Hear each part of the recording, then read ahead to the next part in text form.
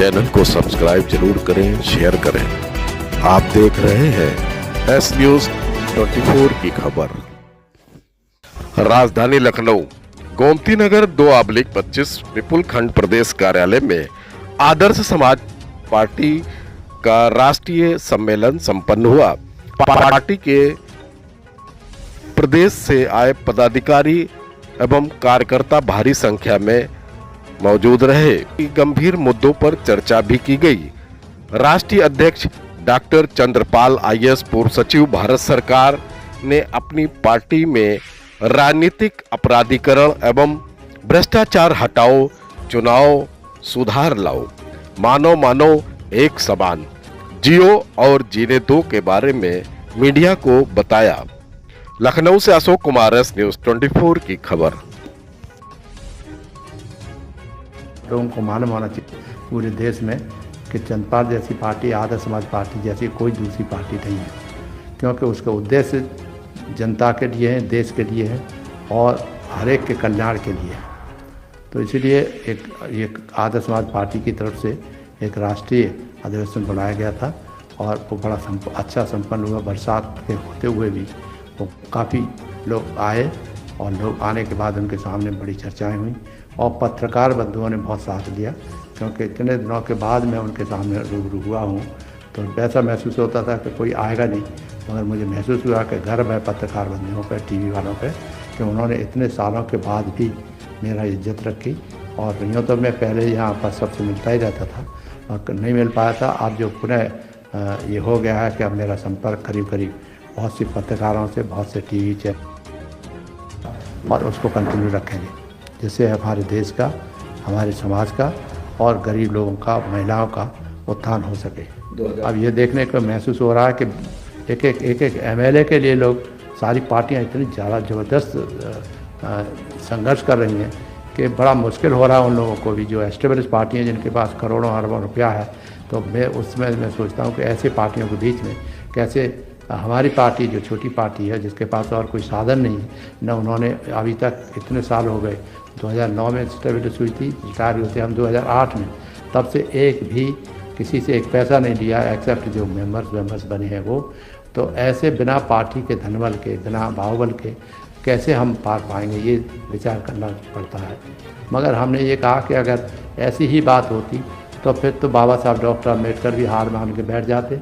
अब हम एमएससी हैं, पीएचडी हैं एंड दो पीएचडी हैं, डीलिट हैं एंड मतलब आप इमेजिन करो कि करीब 2 साल लेक्चरर रहे, 3 साल आईपीएस रहे, 36 साल आईएएस रहे और तब से समाज के सेवा ही करते रहे और निर्भीक होकर काम करते रहे। कितना भी दूसरी पार्टी के चीफ मिनिस्टरों ने हमको बिना कारण के भी पनिशमेंट टाइप का दिया और छोटी छोटी जगहों पर ट्रांसफ़र करके कर दिया, जैसे आपको बताएंगे तो आश्चर्य होगा। अब हम जैसे आदमी के लिए सबसे पहले बताइए, किसी ने कहा कि धर्मार्थ कार्य में सेक्रेटरी बनना है, धर्म की बात करते हैं तो उसकी बात करते हैं तो धर्मार्थ कार्य में सेक्रेटरी बना दिया, मद्य निषेध का सचिव बना दिया। किसी ने मद्य निषेध, हमने फिर कहा ठीक है मर्यादा का रख के दिखाते हैं। किसी ने कहा सोलर एनर्जी, वही सोच सकते हैं तो सोलर एनर्जी राजनाथ सिंह ने ट्रांसफर कर दिया, वहाँ चले गए। भाषा में गए तो आप कोई स्थान ऐसा नहीं छूटा धर्मार्थ कार्य के जिससे कि छोटे से छोटा विभाग भी चंद्रपाल से अछूता रहा हो। कारण वो समझते थे कि ये मानेगा नहीं, जिद्दी है, ईमानदारी से काम करता है, तो वो पीछे पड़ जाते हैं किसी तरह से, और हम पीछे हटने वाले थे नहीं। राजनीतिक अपराधी, ये देखा हमने कि अपराधियों के खिलाफ है, अभी प्रेजेंट सरकार ने अपराधियों के खिलाफ कार्रवाई की है, मगर उसमें ये महसूस होता रहता है लोगों को और कहते रहते हैं कि साहब केवल एक अमुक जाति धर्म के लोगों को ही प्रताड़ित ज़्यादा किया जा रहा है, उन्हीं के जो महल बने हुए, चाहे भले भ्रष्टाचार से बने हुए, तोड़े जा रहे हैं। तो वो एक महसूस होता है कि ये जो हम लोग क्या कर रहे थे इतने सालों से कि कोई सर्व करने के बाद महल बना रहा है, लोगों को मार रहा है और एस्टेब्लिश कर रहा है अपने को दादा। तो ये हम लोगों की कमी रही है, एडमिनिस्ट्रेशन की कमी जरूर रही है, क्योंकि ऐसे बदमाशों को क्यों छोड़ा जाना चाहिए। उसके पीछे राजनीतिक अपराधीकरण था, तो अपराधियों को टिकट दी गया, अपराध आगे बढ़ते गए और उस चक्कर में जितने भी साधारण टाइप का जो जनता थी वो भी अपराध करने की प्रवृत्ति में फंस गई। आजकल देखा है अपराधी दिखाई जहाँ होता है वहाँ लड़ाई होने लगती है, छोटे छोटे बातों पर लड़ाई करते हैं।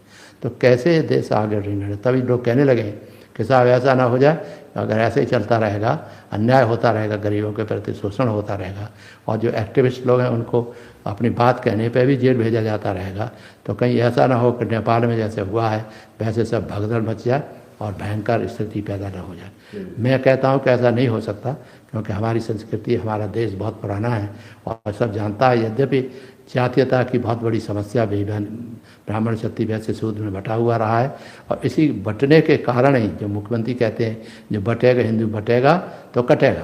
सालों से कब पार्टी बनी हमारी? उनसे पूछना चाहिए, 2009 में बनी थी, जबकि हमें पार्टी के लेने के लिए मनमोहन सिंह जैसे प्राइम मिनिस्टर ने हमसे कहा पर्सनली कि आप हमारे साथ आ जाइए, कोई भी पोस्ट ले लीजिए। हमने कहा साहब आप अपना भ्रष्टाचार बढ़ रहा है, हमें अपना सेक्रेटरी बना लीजिए, तो हम बताएंगे कि कैसे भ्रष्टाचार पर नियंत्रण रखा जाए, क्योंकि जीवन भर हमने भ्रष्टाचारियों के खिलाफ कार्रवाई की और हमेशा अपना ही नुकसान हुआ।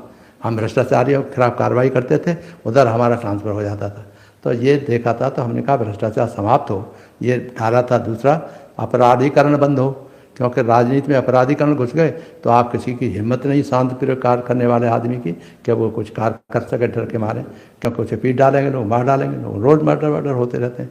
तो ये सब सोचते हुए हमने सोचा था कि हम किसी जो कहते हैं कि क्या नहीं किया है उसके लिए एक आध घंटे चाहिए आपको बताने में, स्पेशली आप लोगों के चैनल पे बनाना मेरा फर्ज बनता है। मैं उनके बारे में भी कह सकते हैं। तो जय भीम, जय भारत।